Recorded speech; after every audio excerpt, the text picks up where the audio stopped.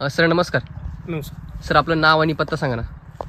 माझे नाव नारायण दत्तू गरड, मुक्काम पोस्ट बुधोडा, तालुका औसा, जिल्हा लातूर. ओके. आता ही ड्रॅगनची बाग आहे तुमची, तर किती क्षेत्र आहे आणि किती वर्षाची झाली आहे? सर एक क्षेत्र जवळजवळ 2 एकर असावं. ओके. आणि जून 2023 मध्ये लागवड झालेली आहे. जून 2023 मध्ये. हा. ओके. आता तुम्ही ही लागवड कशी केली आहे? पोल पद्धती की तुमचं ट्रेलिस पद्धत आहे?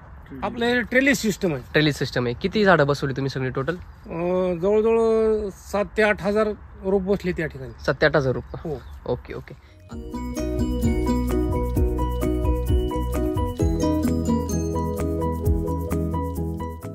आता एकंदरीत जर पहिला मुद्दा जर आपण बघितला की ही 2 वर्षाची बाग आहे असं वाटतच नाही. मूळ प्रश्न काय वाटतं सर माने सर, किंवा तुमचा काय अनुभव आहे?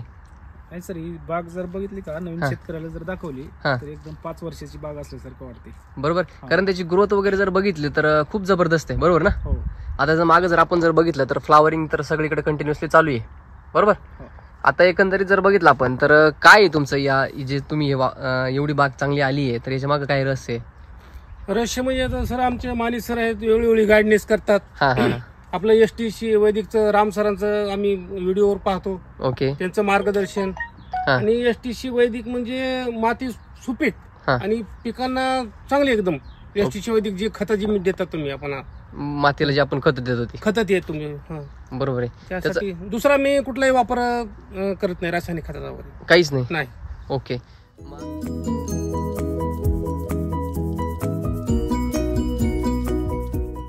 मग आता समजा तुम्ही एवढी मोठी रिस्क घेतली आहे, बरोबर आहे ना? समजा एवढा मोठा इन्व्हेस्टमेंट त्याच्यामध्ये, आणि तुम्ही SCT वैदिकचे संबळ कधीपासून वापरताय?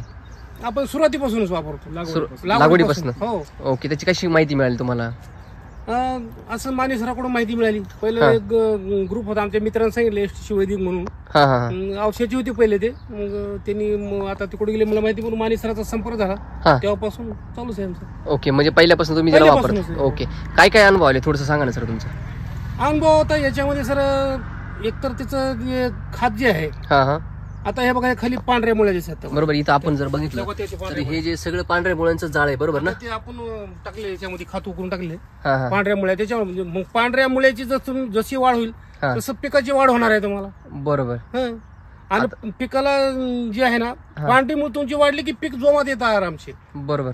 आणि आतापर्यंत हार्वेस्टिंग जी आहे ती जवळ 13 टन झालेली माझी. 13 टन? या वर्षाची. दुसऱ्या वर्षाची. पहिल्या वर्षाची किती होती? समथिंग मला वाटतं 7-8 टन झाली असेल. 7 ते 8 टन. 8 टन झाली. ओके. आता समजा मागच्या वर्षी की तुमचं येल्ड जे आहे ते किती झालं एक उत्पन्नामध्ये, म्हणजे पैशामध्ये आपलं किती झालं? टन काय मार्केटचं कसं असतंय सध्या, बागा जास्त झाल्यामुळं मार्केटचं चढ उतार चालूच राहतो त्याच्यामध्ये. बरोबर. आता गेल्या वर्षी आपला पहिला रेट 140 रुपयापासून मिळाला होता. ओके. 140 रुपये किलो. 140 रुपये किलो. पण यावर्षी 110 पासून मिळाला, कारण बागा जास्त झाल्या. ओके. त्याच्यामुळं मार्केट कमी जास्त होत राहते त्याच्यामध्ये. ओके. आता एकंदरीत आपण जर बघितलं की ह्या वर्षी तुमचा मागच्या वर्षी 8 ते 9 टन झाला, बरोबर? आता ह्या वर्षी तुमचा किती टोटल निघाला तुमचा? 13 टन झाले आतापर्यंत. 13 टन झालाय. तर आणखी जी एक 4 टन तर सहज निघू शकते आणखी. 4 टन. कारण नोव्हेंबर पर्यंत आहे.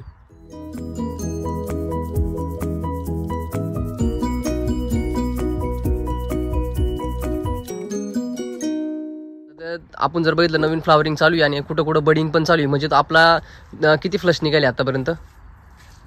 म्हणजे फ्लावरिंग किती वेळेस निघाली तुमची? फ्लावरिंग जी आहे ती 2 मोठे निघाले. 2 फ्लश. आता तिसरा आहे. तिसरा फ्लश निघाला. मध्ये कधी थोडं निघतं ना दिवशी. ओके. म्हणजे हा तिसरा फ्लश मोठा दिसतोय तुमचा. Okay okay okay. चालेल. आता जर मार्केटमध्ये जर आपण जर बघितलं तर मार्केट रेट जे आहे, आता बाकीच्या तुम्ही बागा वाढलाय म्हणता, बरोबर? बाकीच्या बागांचं फळं जे आहेत आणि आपली फळं याच्यामध्ये तुम्हाला काय फरक जाणवते? आपलं फळ साधारण जे आहे ते कमीत कमी मोठ्यात मोठं फळ जे आहे ना 900 ग्राम पर्यंत गेलेलं आहे. ओके. व्हरायटी कोणती तुमची? C variety. C variety. Okay okay. Red jumbo red B म्हणतात त्याला. बरोबर. C variety. आता ते फळाची साईज वाढली, बरोबर, किंवा वजन पण वाढलं, त्याच्यानंतर मग समजा तुम्हाला रेट मध्ये काय फरक जाणवतो त्याच्यामध्ये? रेट इतर दुसऱ्याच्या मालापेक्षा आपल्याला जास्त मिळतो. जास्त मिळतो. हो. ओके. म्हणजेच बाकीची जी क्वालिटी जी आहे त्याच्यापेक्षा आपली क्वालिटी चांगली आहे. ओके. टिकवून क्षमता कशी वाटते तुम्हाला एकंदरीत? टिकवून क्षमता काय, आपण ज्यावेळेस हार्वेस्टिंगला आलो माल मार्केटला घेऊन जातो, मग आता त्यांचे ते 8-10 दिवस तर चालत असेल त्याला, मला वाटतंय. बरोबर. हा, कारण ह्याला फळाला कुठं तुम्हाला फ्रीज मध्ये ठेवायची गरज नाही, काही नाही. बर. तुम्ही जर साधारण फळ ठेवून असं कुठं जर तुमच्या किचन मध्ये जरी ठेवलं तर 7-8 दिवसाची काहीच होत नाही याला. Okay okay. आता तुमचा एक अनुभव तुम्ही शेअर करत होते की माने सर पण सांगत होते की गरड साहेबांचा मला म्हणजे तो ब्रँड निर्माण झालाय, तर काय स्टोरी ती थोडीशी सांगा ना मला. स्टोरी आता ते जनतेने ठरविलेलं असतं, ते मार्केट मधले असतं. बरं, काय काय स्टोरी होती, काय म्हणजे काय अनुभव आला तुम्हाला? ते समजा मी ज्या आडतीवर माल घेऊन जातो त्या आडतीवर तर मी माझा ज्या दिवशी माल गेला त्या दिवशी दुसरी आडती ते माझ्या नावानं पकडत गरड साहेबाचा माल आहे म्हणून असं. बर, म्हणजे तुम्ही माल पाठवला नव्हता? माझा मालच गेला होता, तरी पण तुमच्या नावाने ते हे केलं चालू होती त्यांची. Okay okay. म्हणजे तुमचा जे फळ येतं ते क्वालिटीचं असतं. ओके. त्याच्यामुळे मग मार्केटमध्ये तुमच्या नावाचा एक ब्रँड तयार झाला. येस. Okay okay. काय त्याच्या मागचं रहस्य? STC वैदिक.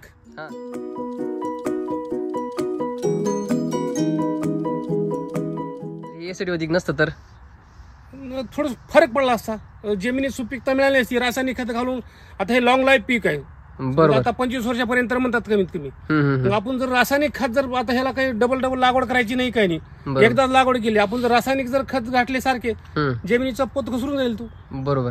म्हणजेच काय एकंदरीत जर आपण जर अनुभव जर बघितला की तुमच्या मातीचं पोषण झालं त्याच्यामुळे तुमच्या पिकाची क्वालिटी सुधारली. बरोबर. आणि असंच ही मातीचं पोषण कायम राहणार ना, मातीमध्ये ताकद राहणार. नाही, आपण बघतोय ना खाली आता एवढं समजा कंटिन्युअसली पाऊस चालू आहे, काल तुमच्याकडे पाऊस भरपूर होऊन गेला, बरोबर ना? आता मागे जर बघितलं अजून ओलंच आहे पूर्णपणे, बरोबर ना? तरी पण पिकाचं असं काही स्ट्रेस वगैरे किंवा असं काही दिसत नाही आपल्याला, किंवा रोगराई असं काही दिसत नाही ना, बरोबर ना? आता बघा ना, हे आपल्या STC वैदिक खात या साईडला टाकलेलं आहे, तर तेव्हा ते पांढऱ्या मुळ्यावरून सुद्धा तुम्हाला दिसतात. ते काय दिसतं आपल्याला लगेच खाली, म्हणजे पांढऱ्या मुळाचं डायरेक्ट जाळ आहे खाली, म्हणजे आपटेक चांगल्या प्रकारे होऊ राहिलं. येस. ओके.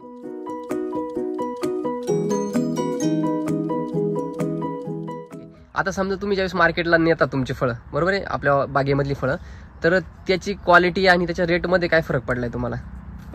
फरक मध्ये 10 रुपयाचा जर फरक पडतो. समजा कोणाचं 80 रुपये गेला असतं, माझा 9 रुपयांचा 9 रुपयांनी जातो.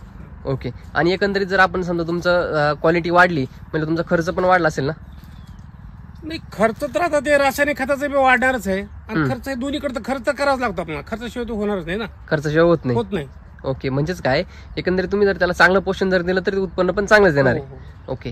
म्हणजेच काय शेतकरी जे मित्र आज जे केमिकलवरती करतायत तर त्यांच्या प्लॉटमध्ये सगळ्यात जास्त समस्या असते मरची किंवा सनबर्निंग असते, बरोबर आहे, की पूर्ण झाडं पिवळी पडतात, अशा सगळ्या समस्या असतात.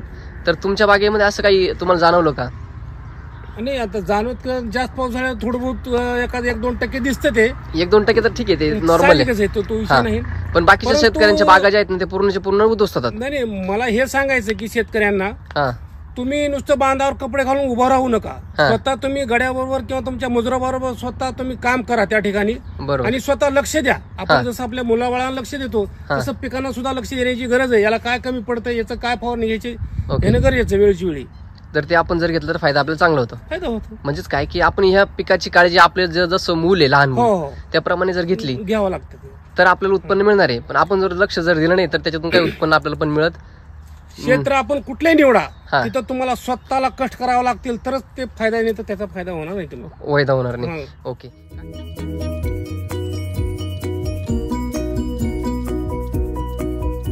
काय सांगाल जे इतर शेतकरी मित्र जे आहेत ते ड्रॅगन फ्रूट करू इच्छितात किंवा समजे तरुण वर्ग जो आहे?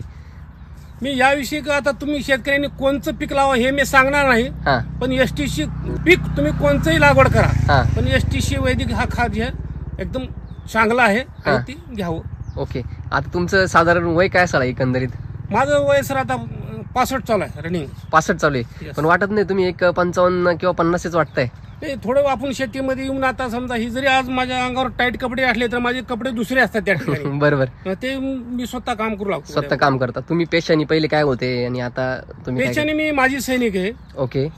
त्याच्यानंतर तुम्ही परत पोलीस डिपार्टमेंटला पण होतो मी. Okay okay okay. आता रिटायर होऊन तिथून 5-6 वर्ष होऊन गेली, आणि आता 100% शेती, म्हणजे पहिल्यांदा देशाची सेवा केली, आता मातीची सेवा करताय. नाही, हे तर आपल्याला कसं, एखादी गाडी समजा आपण 5-6 महिने एक ठिकाणी जर ठेवली तर तुम्हाला ती गाडी इंजन बसून जाणार आहे तुमचं. बरोबर. हे शरीर आहे, हे इंजनाप्रमाणेच काम करणार आहे, तर तुम्ही ह्याला चालत फिरत ठेवा. बरोबर. तुम्ही सकाळी जे 2-4 किलोमीटर फिरायला जाता ना, ते तुम्ही इथं फिरा ना शेतामध्ये जरा घेऊन. नक्कीच. बरोबर आहे.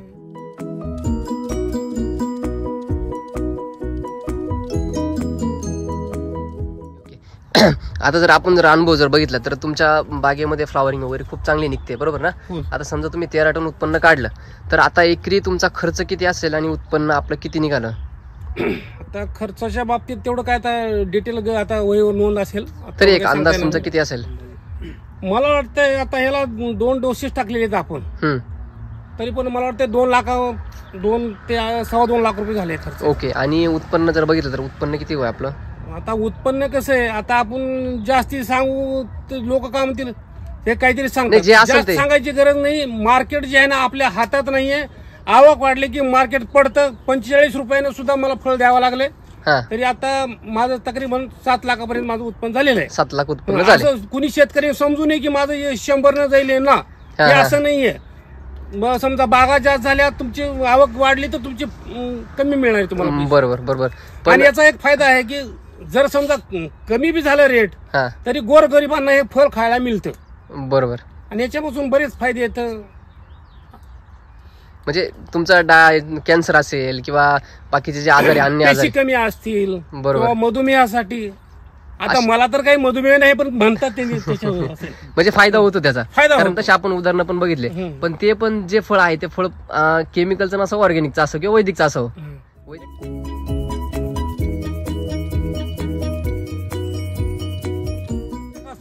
चवीमध्ये सुद्धा फरक असतो. बरोबर. काय चवीमध्ये काय फरक वाटलं तुम्हाला?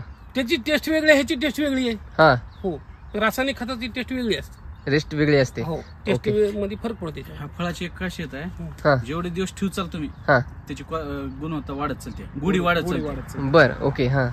गुढी वाढते, खराब होत नाही, खराब होत नाही.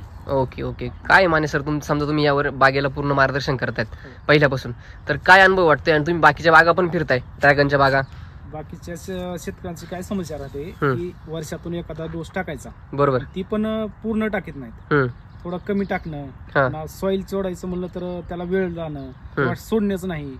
एखादी फवारणी घ्यायची असली तर फवारणी न घेणे, याच्यामुळे काय थोडंफार समस्या वाटतात. आणि त्यांना वाटतं की याचा काय थोडंफार म्हणजे रिझल्ट दिसला नाही. तर गरज साहेबाची एक खासियत आहे की त्यांनी 1 टाइम खरेदी करतात. बरोबर. असं काय त्याला डोस टाकायचा आहे आज किंवा 4-8 दिवसांनी आणायचे असं नाही.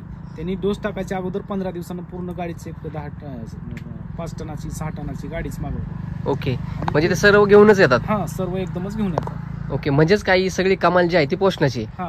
त्याचं वर आपण आपल्या बागेला ह्या महिन्यामध्ये काय लागणार आहे, त्या महिन्यामध्ये काय लागणार आहे, पाऊस काळामध्ये काय लागणार आहे, हे एकदाच खरेदी करून ठेवा ना. तुम्ही कॅलेंडर बनवा स्वतःच. बरोबर. अमुक ह्या तारखेला हे फवारणी घ्यायच्या लिहून ठेवा, आपलं नोट करा.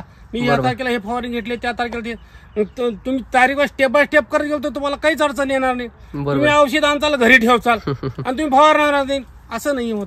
स्वतः तुम्हाला करावं लागेल. म्हणजेच काय एकंदरीत जर आपण समजा हे वातावरण बघितलं किंवा हे जर बघितलं तर सगळ्यात जास्त शेतकरी त्रस्त आहेत आज रोग, किडी आणि तण या समस्यांना जास्त त्रस्त आहे. तर तुमच्याकडे तणाची काय समस्या आहे किंवा रोग आणि किडीचा काय अनुभव आहे तुमचा? नाही, तण तर जे आहे ते समजा खाल्ल्या बाजूला ते निसर्गाचा नियमच आहे. आपण जर समजा शेती जरी पडक ठेवली आणि काही जरी नाही पिलं तर निसर्ग हा त्याच्यामध्ये तण देतोच. बरोबर. निसर्गाने तण तर तुम्हाला मध्यभागी येणारच आहे, पण त्याची जिथं आपण इथं खत टाकलेलं आहे त्या ठिकाणी तेवढं तण येत नाही. याच्यामध्ये तण येत नाही, म्हणजे तणाची समस्या तुमची कमी झाली. हा, कमी होती. आणि रोग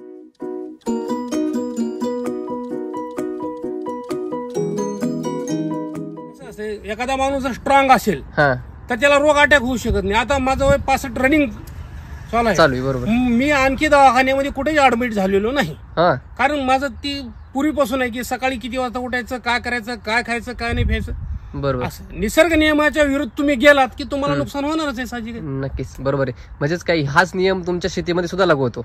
यस. आज केमिकल आज आपल्या जमिनीमध्ये आपण टाकतोय, पण ते निसर्गाच्या विरोधात आहे किंवा प्रकृतीच्या विरोधात आहे.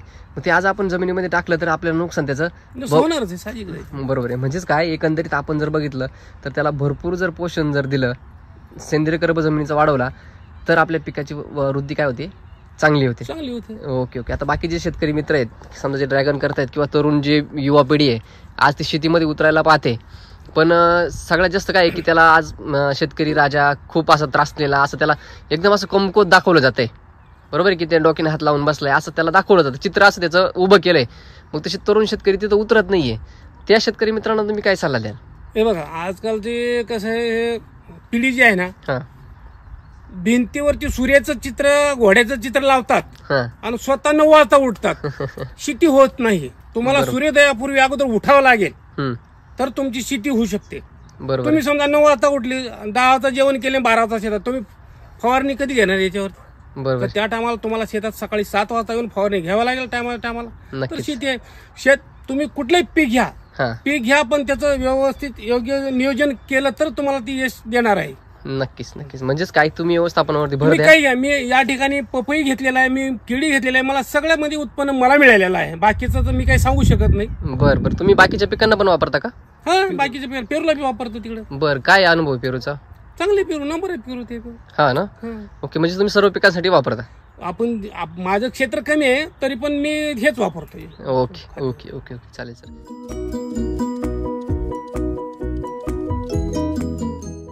आता तुम्हाला मार्गदर्शन कोण कोण करते या भागामध्ये? हे आमचे मान्य सरकार आहेत, हा हे मार्गदर्शन. हा. आणि आमचा ग्रुप आहे STC वैदिक म्हणून, हा, त्याच्यावरती राम सरांचे येतात, आम्ही बघतो ते मार्गदर्शन त्याच्यातून घेत मार्गदर्शन असतात. काय ते. Okay okay. नमस्कार सर. नमस्ते. सर तुमचं नाव आणि पत्ता सांगा ना. माझं नाव प्रशांत माने. हम्म, माझा मोबाईल नंबर आहे 9503555060. ओके, धन्यवाद सर. धन्यवाद.